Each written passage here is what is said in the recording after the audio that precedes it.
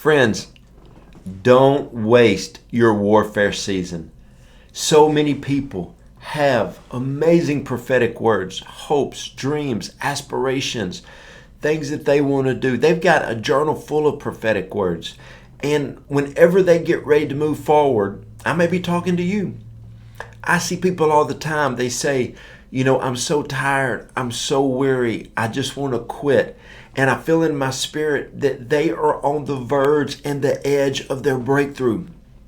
Understand that when you go through extreme crushing in your life, you are getting a fresh anointing, a stronger power inside of you to do everything that you are called to do. But what happens is we wear ourselves out during the warfare season, that when the breakthrough comes, we're not able to walk in it. I'll explain it to you like this. Whenever you're going through a difficult season, a lot of times you put your eyesight and your focus 100% on what you're going through. That will wear you out. That will make you tired. That will make you weary. The Bible says, don't be weary in well-doing. I'll explain that. When you're going through something, yes, you have to give it attention. But let's say if you gave it 20 or 30% of your attention, but your eyes were on 70 or 80% of the future. See, when I'm going through a warfare season, what I like to do is focus on my future. I like to work towards my future. Therefore, my focus is not on the warfare. Now, if there's natural things that have to be done, I tend to those things. But what you got to realize is when the enemy can't stop you, he tries to delay you or distract you or to soften the blow, because he knows you have a fresh anointing on your life. The best illustration I have is I've seen a single olive press, and it's small, it's not real big, it's about this big.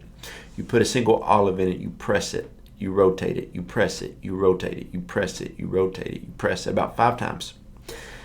And the more crushing that olive has, the more oil it produces. See, we say, God, use me. I want a fresh anointing. I want to step into my calling. But what God hears sometimes is to prepare you. You're going to go through trials, tests, tribulations.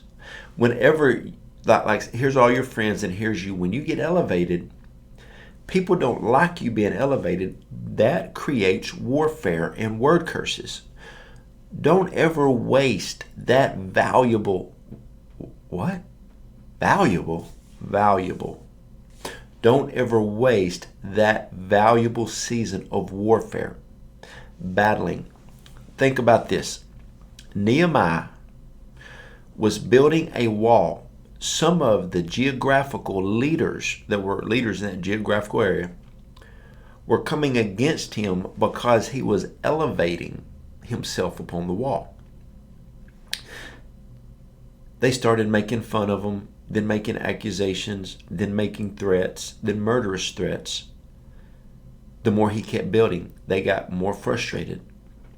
But he never wasted the warfare. He never wasted the accusations and the slander and the criticism and the trials and all of the situations and circumstances. He never wasted it because there was a fresh anointing waiting on him.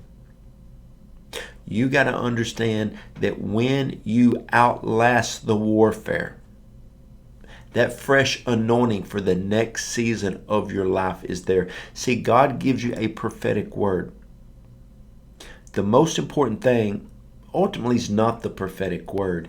It is the process that you go through from the time you get the word to the time of complete fulfillment. It is the process, because then and only then can you manage the manifestation of the prophetic word or the dream. It's just like a young couple when they get ready to have their first baby and the lady finds out she's pregnant.